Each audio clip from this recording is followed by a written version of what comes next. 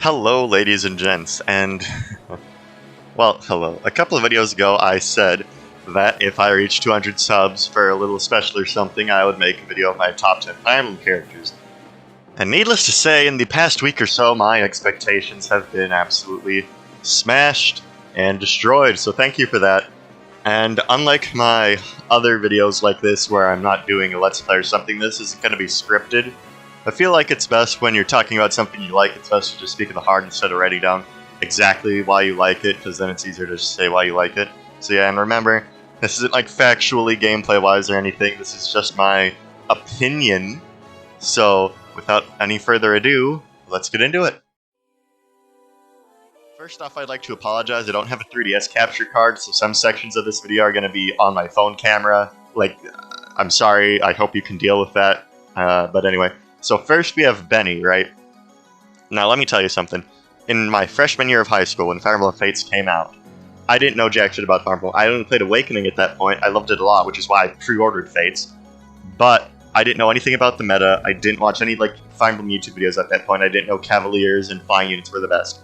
So when I played Conquest on hard mode, that game was totally kicking my ass. I was like, Jesus, these enemies are strong. Like, and my units don't double them, and what the hell. But then I got Benny, right, and he had high defense. So what I did was I turtled the shit out of every map in the game. And because I did this, Benny kept getting more EXP, and thus more defense, so then the enemies kept doing less damage to him. So, you know that staircase where you fight the Faceless, and you just keep going up the staircase again and again and again, and you have to escape? What I did was I only deployed Benny and Corn in that map, and I paired Corn up with Benny, and I had him walk his ass up the stairs. This dude saved my ass when I was a Fire Emblem noob, and I will never forget it. I love his supports, he's a very chill guy, loves animals.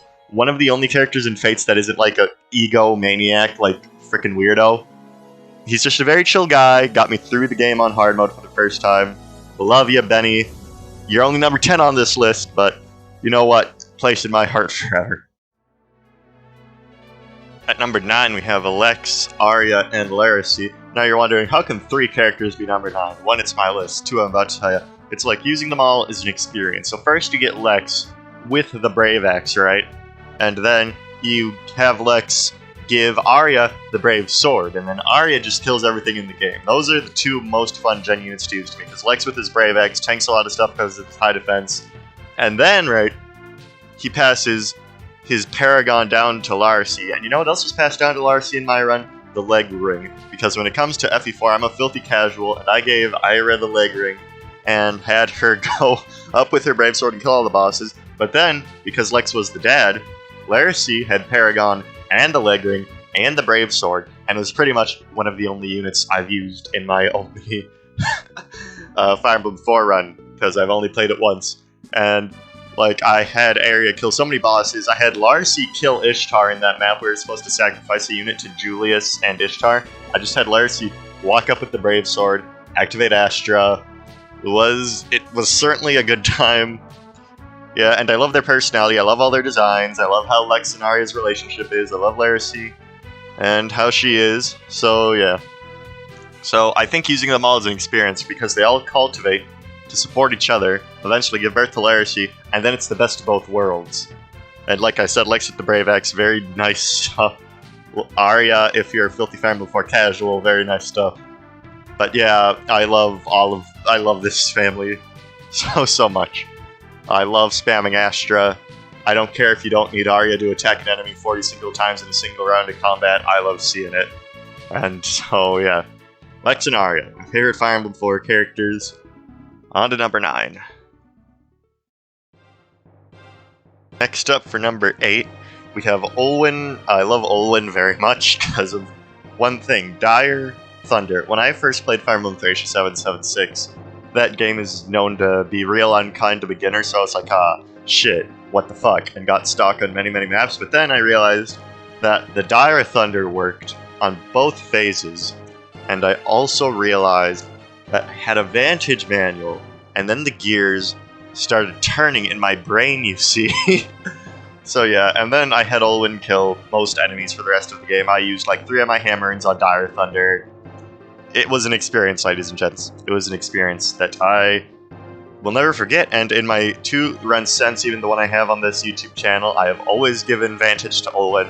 I always have her use Dire Thunder. She makes that bitch of a game very tolerable sometimes. She can use bolting very close to base as well for taking out Ballista.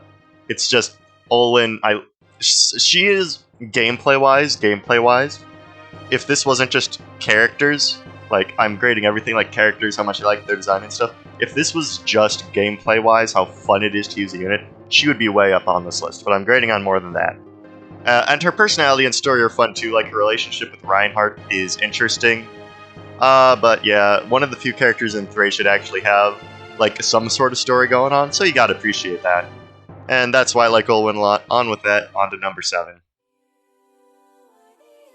So, for this we have Charlotte from Fire Emblem Fates, and I like her for multiple reasons. Again, like Owen, very fun to use. I have a picture that I'm going to put on screen from a Fates run I did. Again, it was my first hard mode run, the same one where I used Benny, where she had like 89% crit on an enemy at one point. She is ridiculously fun to use. She just kills, and keep in mind Killer Axes in Fates do ×4 damage instead of ×3. So just ridiculously fun to use. Her design is very nice. I like it a lot. And character-wise, like, so a lot of Berserkers in Fire Emblem are kind of like, they're nice guys, right? Daros, oh, I give up my pirate life. Dagdar is a teddy bear. Gonzalez gives flowers to Lilina. And you would think all those guys would be the maniacs, but no, Charlotte, despite her design, is an absolutely raving lunatic, right? And you see it in her, like, character profiles when she's talking. She, like, gets real ugly, and in her character, in her crit thing, like, I think her tongue's hanging out and she just looks crazy. It's very fun to have, like, what you would think would be a blonde petite woman, just fucking an absolute murderer. And her supports are funny. You know, she's like a gold digger, but I think in most of her S support, she learns that people love her for her and she doesn't need to act like that. Charlotte is just... There's so many good things about this character. This is the part of the list where I like their gameplay, story, personality, pretty much everything about them. I love this unit so much. Ridiculously fun to use, good design, good supports. It's Charlotte. Okay, so this is the bar we're setting now. So you already know that the rest of the units on the list are going to be an absolute bop. So with that, let's get on to the next one, I guess.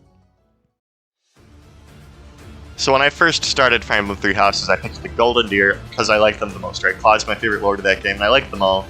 I liked Lyscythia a bit more, but then you had stuff like Raphael Leoni that I liked, you know, equally. But then at B White Magic, she learned a little spell called Warp, and I was like, oh my. And then, like, I think on the next map, one with Solon, you know, the one where he starts up on a cliff, and you have to go around the beast, I said, nope, I warped Casper up there, because I had recruited him by that point, and punched him. And that's when I knew, Lyscythia, you're here to stay.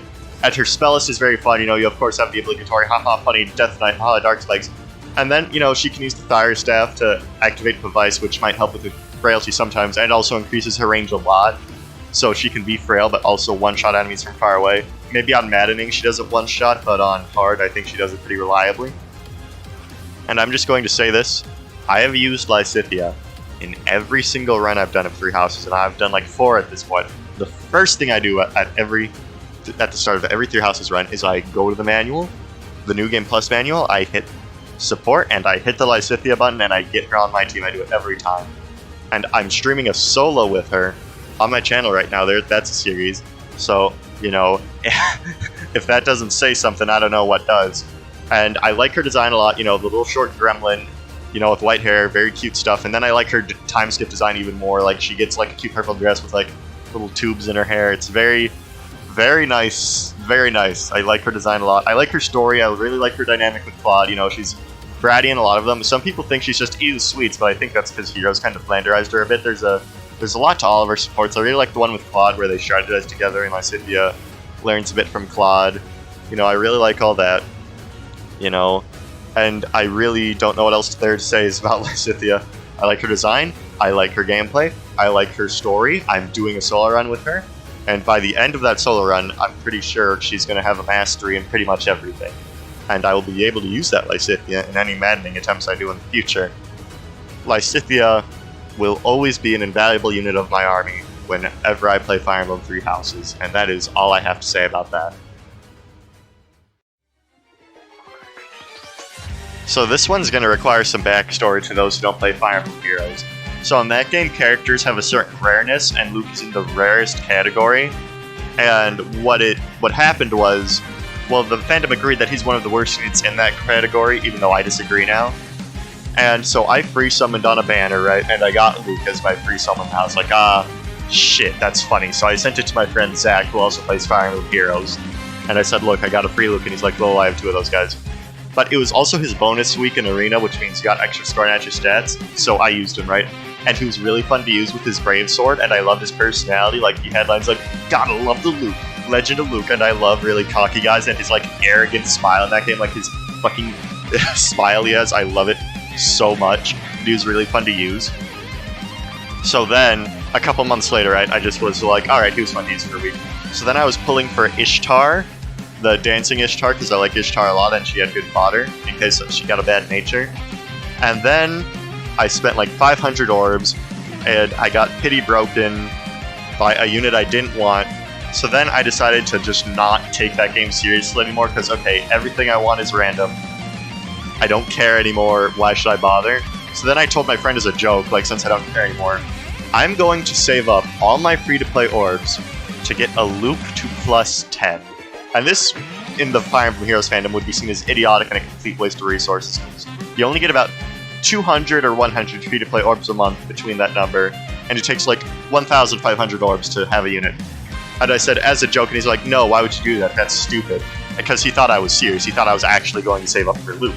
So just to fuck with him, I actually did start saving up. And this took, like, I want to say, 6 months. And by the end of it, I had 1,300 orbs.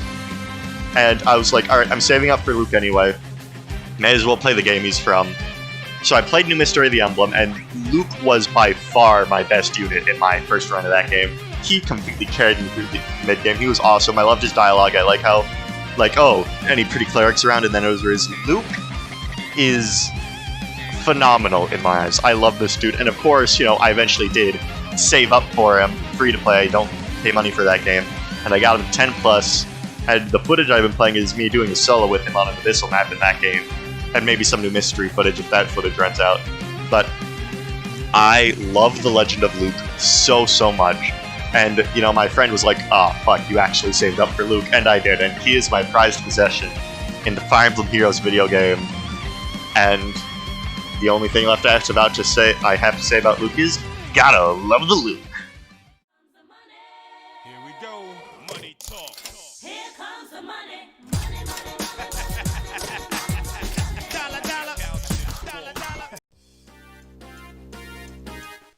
For number 3, we have Gonzalez for several reasons. First off, probably the most unique design in the franchise. You know, you always have your generic knight in their armor, whatever. Instead, in Fire Emblem 6, the Binding Blade, you get a big, buff dude wearing a tank top who's very ugly, but not the bad ugly, the cool ugly.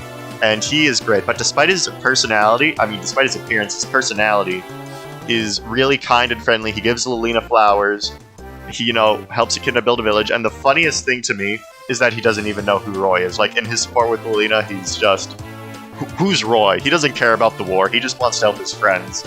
And then gameplay-wise, you know, people in FE6, you know, in the FE6 circuit say, oh, axes, infantry, use my cool Killer Lance mounted unit. Nah, Gonzalez is where it's at. Because 30% crit rate on top of Killer Axe. Hell, even without the Killer Axe, that base 30 is so good. Like, he doubles a lot of enemies once you get him going. You know, his promotion is good. He has a 50% speed growth. So once you get him up to promotion, assuming you don't do the instant promotion route, he'll be very fast.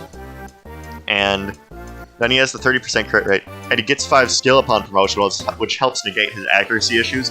And since he doubles, even if he misses one, it doesn't matter, because the second one's gonna crit and it's gonna kill you. And he's amazing. And because of his high HP growth, and the fact that he has access to hand axe with 1-2 range, you want to know how I deal with a lot of problems on Fire Emblem Binding Blade hard mode, one of the most fair challenges in the series?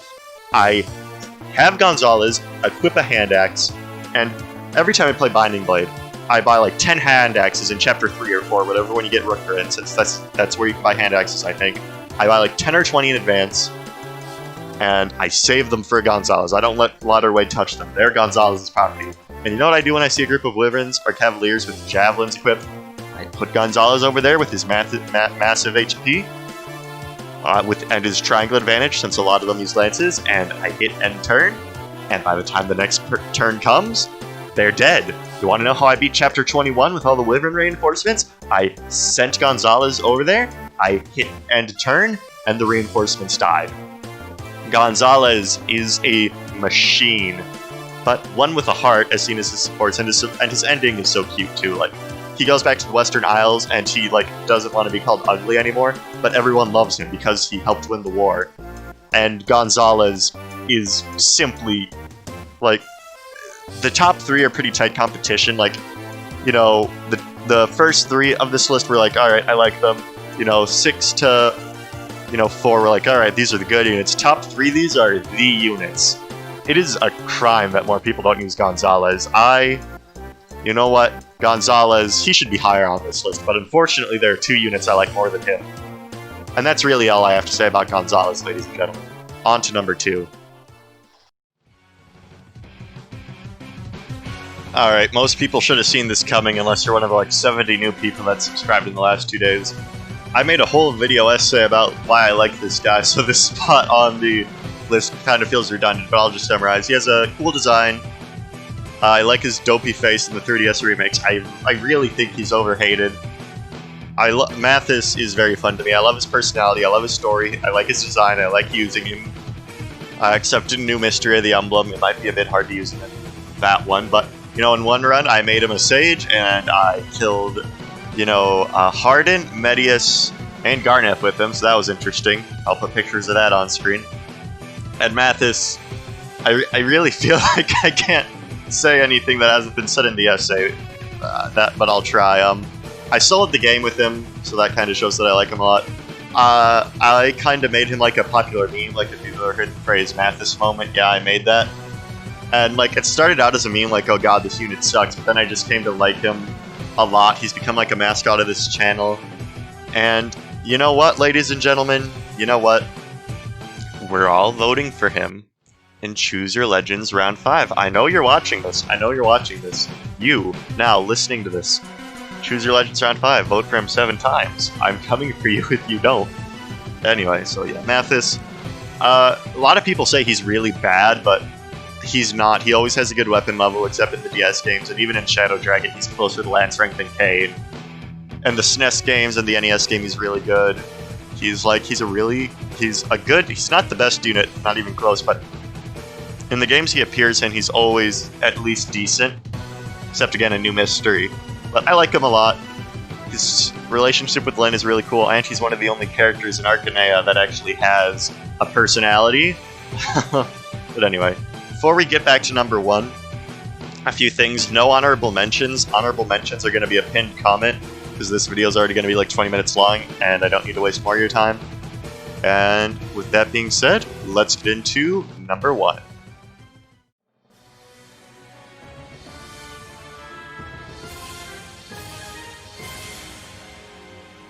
Alright, ladies and gentlemen, and here we are at number 1 finally. As you can tell, it is Roy. Now, he's my favorite for multiple reasons outside of Fire Emblem. He's my main in Smash. Now, when he came out alongside Ryu in Smash 4. He was in Melee, but I didn't play Melee, and I was like, oh boy, another Fire Emblem character, oh boy. And then I played him on, Smash just to try him out. And I killed a Zero Suit Samus at 36% with his side smash, and I was like, oh, okay. And then I started playing him more, and then I really grew to love his fast and aggressive art style.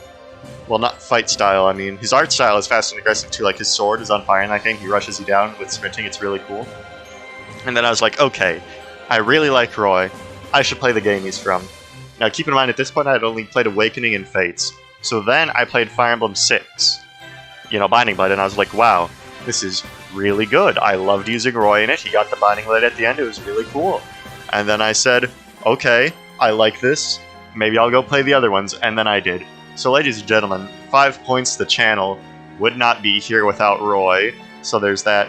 And gameplay-wise, I feel like a lot of people think he's worse than he actually is. Like, he kind of falls off because he can't promote, like, when Ia or Sakai starts, but before then he's fine. Like, in Chapter 4, when you fight Richter, he's like one of 2 units besides Marcus that can actually damage those Cavaliers reliably with his Rapier. His infantry status is kind of bad, but like he can just rescue drop him every with Shano or, you know, Lance and Allen, so I don't mind it too much. His personality, in Smash I really like how aggressive he is, like his yeah, too. And in Fire Emblem he's a bit calmer, but they kinda, you know, added some of his Smash aggressiveness to his personality over time, like in Fire Emblem Heroes, you know, he's like, I won't lose, I won't! And that's just something he would say. And then in Fire Emblem 6, I like his supports. He seems really human, like, in his supports. Like, he's one of my favorite lords, because, like, he's a 15-year-old kid thrust into this position. You know, most Fire Emblem lords are like, alright, I'm 15, Grima, I'm Chrom, gonna kick your ass, buddy. But Roy's like, oh shit, I am not ready for this at all, which you can see in his support with Shauna. You know, he says, oh, he's getting depressed over this. And in his support with Wolt, because of his newfound power, like, they're kind of drifting apart. And he's a very, like, a lot of people call him bland, but, like, he just isn't. That's a fact. Like, his personality has multiple sides that I really appreciate and have grown to love. And, yeah, without Roy, I wouldn't be into Fire Emblem. That's it. I simply wouldn't. I might play Three Houses casually, because that's all I was. Like, you know, my main series was, like, Pokemon or Halo. Because I liked Fire Emblem Fates and Awakening, but I didn't like them. You know, I was a fan of the series, but I wasn't post-YouTube videos about them a fan. But then I played Fire Emblem 6, and I was like, damn, this is a good-ass game. And yeah, Roy, that's it. I don't think he's as bad as people say he is. That might be a video topic for another day. I love his design, his red hair, his fiery sword, his awesome armor, his awesome cape. I love the way he screams in Smash. I love his personality. I genuinely love everything about Roy, the Fire Emblem character. And yeah, that's it. That's my top 10 list. And with that, ladies and gentlemen, don't expect these top 10 lists to become a thing. I just did this because it's 200 subs. The next milestone will probably be a bit more creative. I just thought it'd be fun to get my opinion out there. I hope you liked it. Let me know what your favorites are in the comments. Like I said, honorable mentions are going to be pinned. And I hope you liked the video. See you next time. Bye-bye.